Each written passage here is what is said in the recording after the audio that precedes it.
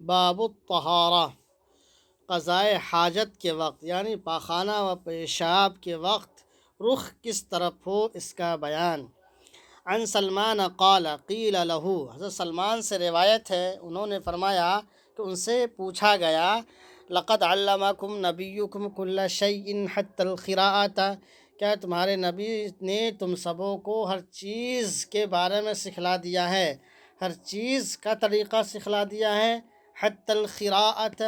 یہاں تک کہ پاخانہ و پیشاب کا طریقہ بھی سکھلایا ہے۔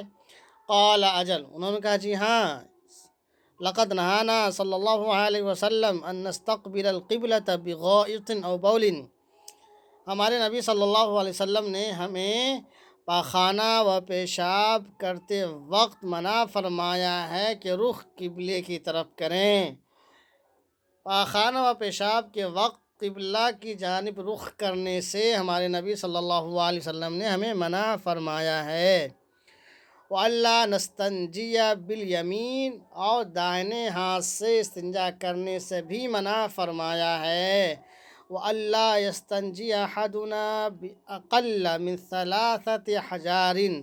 اور 3 پتھر سے کم سے ہمیں استنجا کرنے سے منع فرمایا ہے، اور 3 پتھر سے کم سے استنجا کرنے سے بھی ہمیں منع فرمایا ہے۔ او نستنجی برجیع او عظم، اور اسی طرح سے ہڈی اور لید یعنی گوبر سے بھی استنجا کرنے سے منع فرمایا ہے۔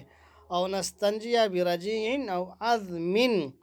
ہمیں ہڈی اور گوبر سے استنجا کرنے سے منع فرمایا ہے۔ دوسری روایت ہے وعن ابی ہریرہ رضی اللہ عنہ قال قال رسول اللہ صلی اللہ علیہ وسلم انما انا لکم بمنزلۃ الوالد، حضرت ابو ہریرہ رضی اللہ تعالیٰ عنہ سے روایت ہے انہوں نے فرمایا کہ اللہ کے نبی صلی اللہ علیہ وسلم نے ارشاد فرمایا کہ میں تمہارے لیے باپ کے درجے میں ہوں، میں تمہارے لیے باپ کے درجے میں ہوں۔ وَعَلِّمُكُمْ فَإِذَا أَتَى أَحَدُكُمُ الْغَائِطَ، تو میں تمہیں علم سکھاتا ہوں، میں تمہیں بتاتا ہوں کہ جب تم میں سے کوئی شخص پاخانہ پیشاب کو آئے فَلَا يَسْتَقْبِلُ الْقِبْلَةَ، تو اپنا منہ قبلے کی طرف نہ کرے، فَلَا يَسْتَقْبِلُ الْقِبْلَةَ، اپنا منہ قبلہ کی جانب نہ کرے، وَلَا تَسْتَدْبِرْهَا، اور نہ ہی پیٹھ اس کی طرف کرے، وَلَا يَسْتَطِبْ بِيَمِينِهِ، اور نہ ہی داہنے ہاتھ سے استنجا کرے۔ وَكَانَ يَأْمُرُ بِثَلَاثَةِ أَحْجَارٍ،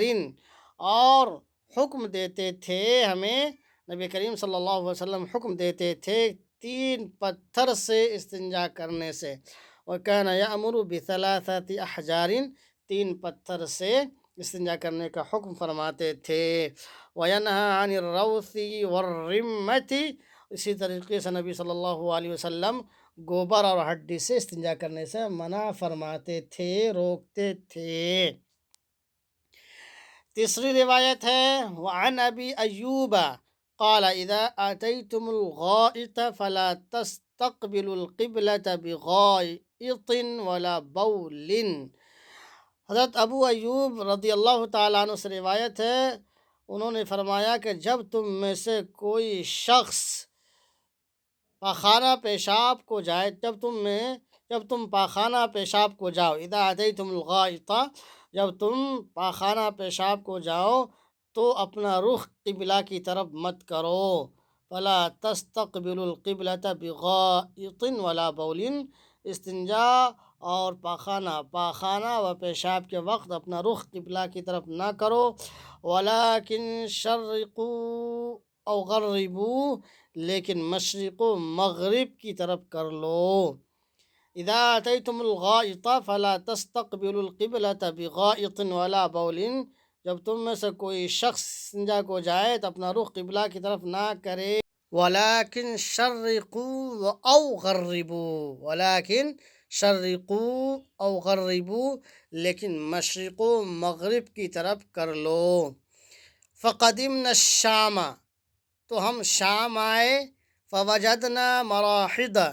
تو بیت الخلا کا رخ ہم نے پایا۔ فوجدنا مراحدہ، تو ہم نے وہاں بیت الخلا پایا، قد بنیت قبل القبلتی، جس کا رخ قبلے کی طرف تھا۔ فقدمنا الشام، ہم شام آئے، فوجدنا مراحدہ، تو ہم نے بیت الخلا کو پایا، قد بنیت، جو بنا ہوا تھا، قبل القبلتی، قبلے کی جانب، فکأنما ننحرف عنہا، تو ہم اپنا رخ پھیر لیتے تھے، ونستغفر اللہ، اور اللہ سے استغفار کرتے تھے۔